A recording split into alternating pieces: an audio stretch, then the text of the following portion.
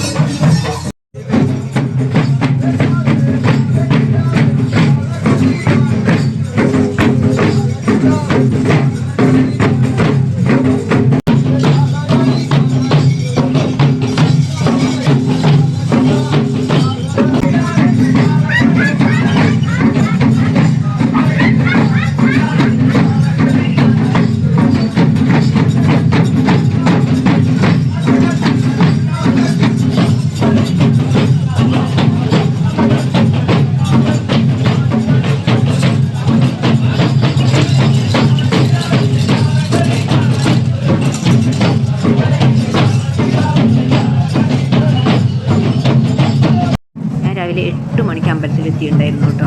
അപ്പോൾ തന്നെ അത്യാവശ്യം നല്ല തിരക്ക് അമ്പലത്തിലുണ്ടായിരുന്നു.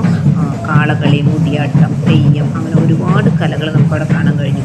അതുകൂടാതെ ഞാൻ ശരിക്കും പോയത് അവിടെ കടപ്പുറത്തുനിന്ന് പട്ടും താലിയുമായിട്ട് താലം വരവുണ്ടായിരുന്നു. അത് കാണാനാണ് ഞാൻ 8 മണിക്ക് അവിടെ എത്തിയത്.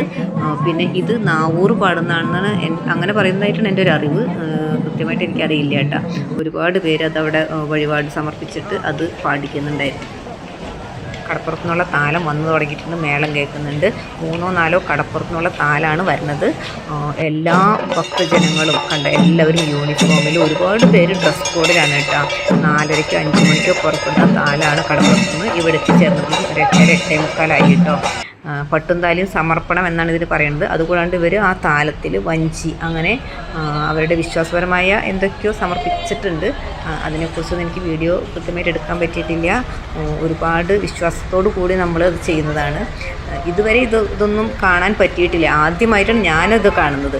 എല്ലാവരും ഇതൊക്കെ വന്ന് കാണണം. ഒരുപാട് ആചാരാനുഷ്ഠാനങ്ങളോട് കൂടി നടക്കുന്നൊരു ചടങ്ങാണിത്.